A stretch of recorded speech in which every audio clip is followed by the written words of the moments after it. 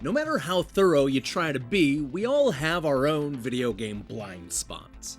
For me, it's massively multiplayer role-playing games, dating simulators, and browser games. Perhaps that's why I'd never heard of Zombotron, a run-and-gun shooter that started its life almost a decade ago as a Flash game. Now it's making its way to Steam, giving Ant Karlov's side-scrolling action game a new lease on life. Unfortunately, this revival also comes with a whole bunch of outdated tropes and some frustrating gameplay issues.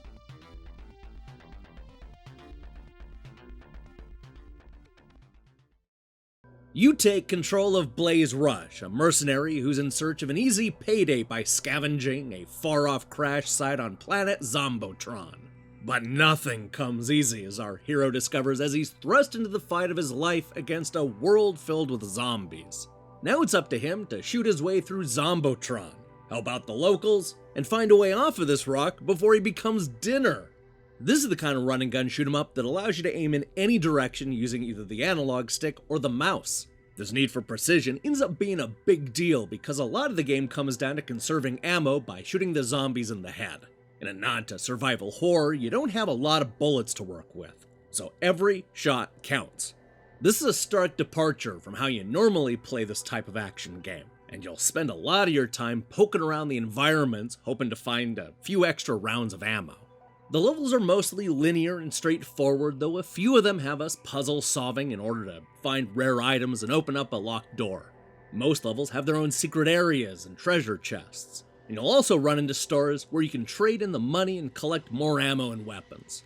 For a game where every bullet matters, Zombotron has a surprising amount of guns. You'll end up picking up a few different handguns, assault rifles, shotguns, and rocket launchers. And don't think you can carry it all because you only have so many inventory slots to work with. As a concept, I'm really into Zombotron. Although it can be frustrating to run out of ammo in the middle of battle, I like that you can't just spray bullets in every direction. This isn't Contra, and the survival elements made me want to take a more cautious approach. The problem is that I found myself fighting the loose and floaty gameplay more than the zombies. I don't know if it's because it's a port of an 8-year-old Flash game or something else, but there's just something about the action that feels wrong.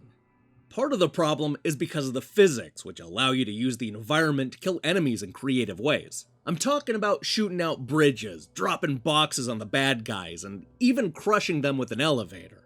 But these interactive elements also make it easier for you to get stuck in the environment, and often at the worst possible times. And even when you're not getting stuck, the boxes, bridges, and barriers all work against you to bump you into the enemies and down into spike pits. There's just no precision to the gameplay. The floaty controls are bad enough when you're just exploring the stages, but they can really get in the way when you're trying to fight the insanely tough bosses. There's a battle about halfway through that left me wondering if I had accidentally missed a crucial upgrade or weapon, because I'd lose like 95% of my health from every single hit. This is the point where Zombotron went from simply being challenging to being incredibly unfair. Couple that with the frustrating gameplay, and you have some action scenes that are just no fun to play.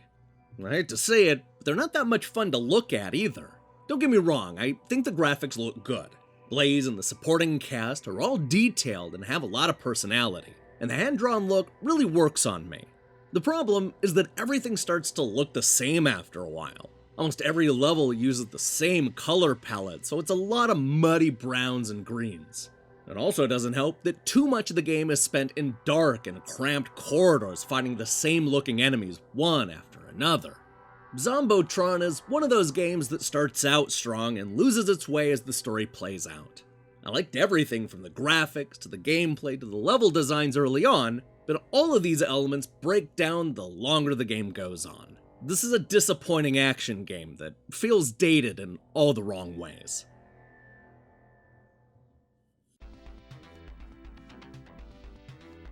Although initially intriguing, Zombotron ends up being a frustrating run-and-gun shooter marred with floaty gameplay, bad level designs, and annoying technical problems. It's an action game that fails to capitalize on the cool setup and instead gets dogged down by muddy graphics and annoying boss fights. Even with the nice variety of weapons and occasional story beats, this game is a slog. Zombotron has its moments, but I'm not sure it was worth the wait.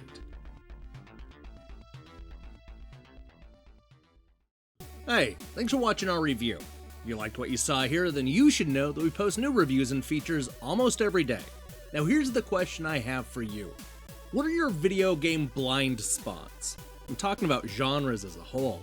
I mentioned that I don't know much about MMOs and dating sims, so I'm excited to see what you have to say in the comments below. In other news, we have a packed week ahead of us. I'm serious. We're following up this review with what is probably the worst game of the year, and it's only April. We're also going to post a Marvel superhero-themed Game Over episode later in the week. Lots in store, so I strongly recommend you click that subscribe button and support what we're doing here. Until then.